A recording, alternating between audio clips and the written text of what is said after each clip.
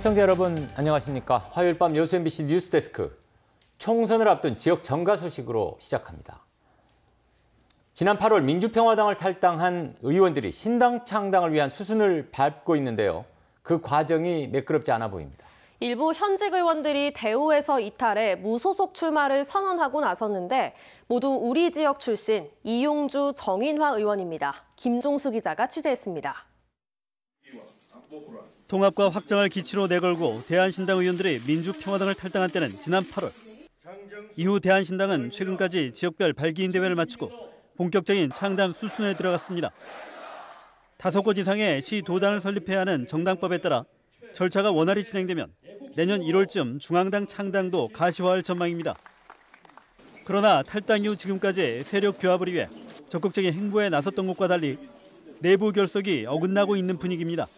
지난 10일 열린 전남도당 발기인 대회에도 이용주, 정인화 의원 등 지역구 의원들이 이름을 올리지 않았기 때문입니다. 우선 이용주 의원의 경우 창당으로 바쁜 대한신당에 함께하지 않고 내년 총선까지 무소속 신분을 유지하겠다는 입장입니다. 대한신당의 낮은 지지율과 지금까지 가시적인 성과를 내지 못했다는 점을 지적하고 지역구 활동으로 입지를 다지겠다는 것.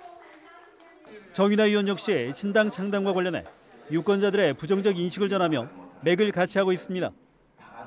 외연 확정을 통한 덧셈 정치를 기대한 것과 달리 오히려 뺄셈 정치가 우려된다면서도 잠정적으로 무소속 신분을 유지하겠다고 강조해 이용주 의원과 결이 다른 모습입니다. 이에 대해 대한신당은 두 의원이 패스트트랙 등 주요 활동에 공조하고 있고 제3지대 통합에도 공감하고 있다며 참여를 위해 노력하겠다고 밝혔습니다. 다당제 정치 발전이라고 하는 것에 참여해 줄 것으로 보고 있고요. 그런 점에서 이용주 의원이나 정인화 의원께서도 지역구 사정이 있긴 하지만 같이 참여하고 협력할 것으로 기대하고 있고. 그러나 보수와 진보를 아우르는 인재 영입 등 외연 확장 못지않게 탈당에 동참한 의원들을 추스리는 것도 창당을 앞둔 대한신당의 과제로 남았습니다. 기반이 되고 있는 현역 의원들의 다른 행보가 이탈로 비춰질 경우 자칫 세력 통합을 위한 동력이 분산될 수 있기 때문입니다.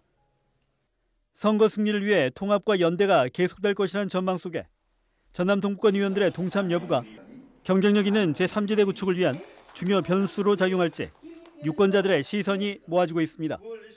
MBC 뉴스 김종수입니다.